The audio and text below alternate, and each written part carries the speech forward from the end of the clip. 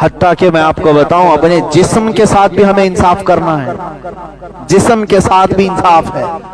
حضور صلی اللہ تعالیٰ علیہ وسلم کی بارگاہ میں 3 صحابہ آئے جو قسمیں کھا رہے تھے حضور کی عبادت کو دیکھ کر۔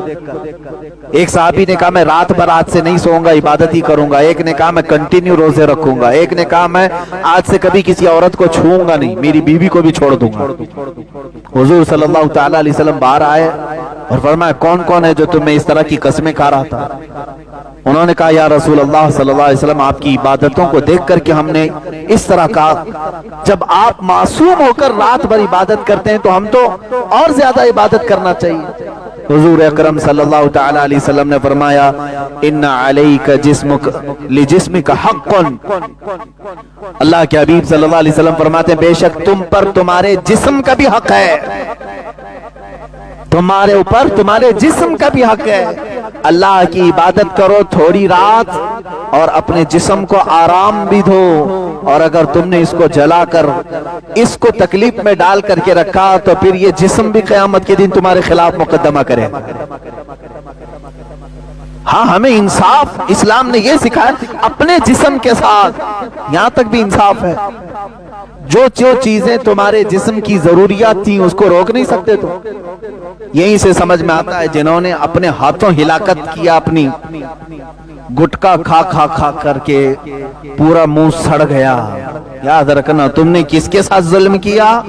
تم یہ سوچتے ہو کہ میری زندگی ہے، میرا جسم ہے، میں کچھ بھی کر لوں، قیامت کے دن تمہاری یہ جبڑے تمہارے خلاف بولیں گے کہ مولا اس نے تیری نافرمانی میں مجھے جلا کر خاک کر دیا۔ کسی بھی چیز کی لمٹ ہے، میں تو گٹکے کی بات کر رہا ہوں، کھانا ہی صحیح، چلو گٹکا چھوڑو، حلال کھانا ہی، چاول ہی اتنا کھایا کہ پیٹ پھٹ گیا، یہ بھی جائز نہیں ہے، یہ بھی جائز نہیں ہے کہ تم نے اپنے جسم پر ظلم کیا، اس کی حیثیت سے زیادہ اس پر بوجھ ڈالا۔ آپ دیکھ رہے حضور اکرم صلی اللہ تعالیٰ علیہ وسلم کے پاس ایک صحابی آئے اور کیا شکایت لے کر کے آئے؟ میرا اونٹ بدک گیا ہے۔ اونٹ جب سرکش ہوتا ہے نا جلدی قابو میں نہیں آتا، پکڑ میں نہیں آتا۔ وہ آئے حضور اکرم صلی اللہ علیہ وسلم کی بارگاہ میں، حضور نے کہا چلو میں دیکھتا ہوں۔ جب حضور اکرم صلی اللہ تعالیٰ علیہ وسلم گئے تو واقعی وہ اونٹ کسی کے ہاتھ میں نہیں آ رہا تھا، صحابہ ڈر گئے۔ جب اونٹ سرکش ہوتا ہے تو انسان کی کھوپڑی کھینچ لیتا ہے، بہت سخت ہو جاتا۔ اللہ کے حبیب صلی اللہ تعالیٰ علیہ وسلم نے کہا سب ہٹ جاؤ میں جا کر دیکھتا ہوں۔ حضور آگے چلنے لگے، صحابہ ڈر گئے کہ اونٹ سرکش ہے کہیں نقصان نہ پہنچا دے۔ میرے آقا صلی اللہ علیہ وسلم چلتے چلتے وہ سرکش اونٹ کے سامنے تک آ گئے، صحابہ پیچھے سے ڈر رہے تھے۔ اللہ کے نبی صلی اللہ علیہ وسلم نے فرمایا کوئی جانور مجھے ایذا نہیں دیتا، اللہ کے نبیوں کو جانور ایذا نہیں دیتے۔ اب قریب آئے تو وہ اونٹ جو کسی کے ہاتھ میں نہیں آ رہا تھا میرے آقا صلی اللہ علیہ وسلم کے قدموں کے پاس اپنا سر جھکا دیا اور اپنا منہ چپڑ چپڑ چپڑ ہلاتے ہوئے حضور کے کانوں میں کچھ کہہ رہا ہے۔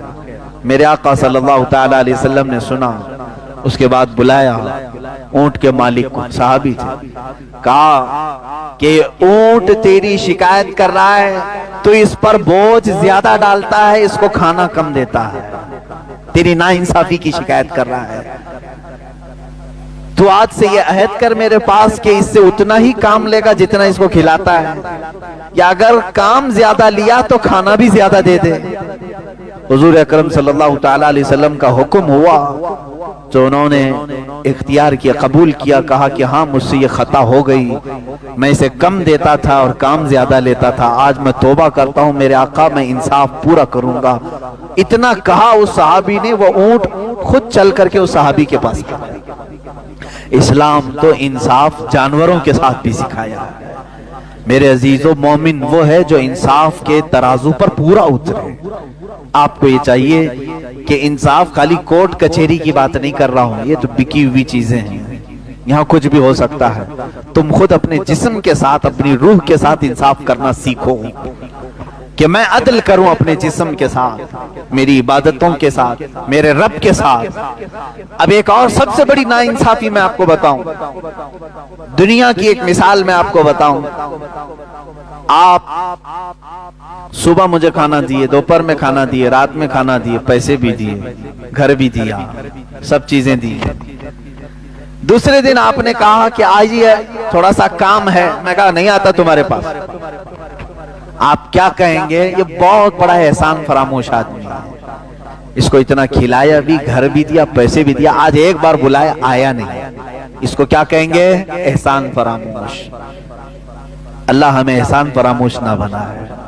लेकिन मेरे अजीजों, अपने अंदर उतर करके सोचो, जो मौला तुम्हें माँ के पेट से अब तक तुम्हारी तरबियत और परवरिश फरमा रहा है, तुम्हारे दुनिया में आने से पहले ही उसने माँ के सीने में तुम्हारे लिए दूध रख दिया था, तुम्हारा रिस्क पहले उसने बनाया, तुम्हारे आने से पहले।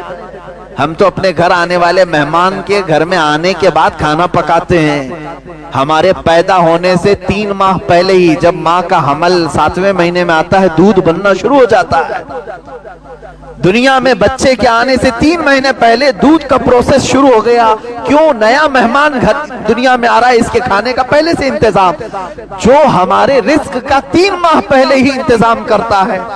और फिर जवानी आ गई, आज तक रब तबारक व तआला ने मुफ्त में अपनी कायनात की सांसें हमें अता की। अगर खरीद करके तुम्हें सांस लेना होता, पर डे 1 सिलेंडर जाता, तुम्हारा कितना खर्चा होता पता है? इसने तुम्हें मुफ्त अपने इनामात दिए, और फिर उसने आवाज लगाई हय्या अलस सलाह। बंदा कहता मैं नहीं आऊंगा। तुमने नाइंसाफी की, किसके साथ? अपने पैदा करने वाले के साथ। हकीकत है या नहीं? इंसाफ पर पूरे कायम हो जाओ, अपने साथ भी और अपने मौला के साथ भी।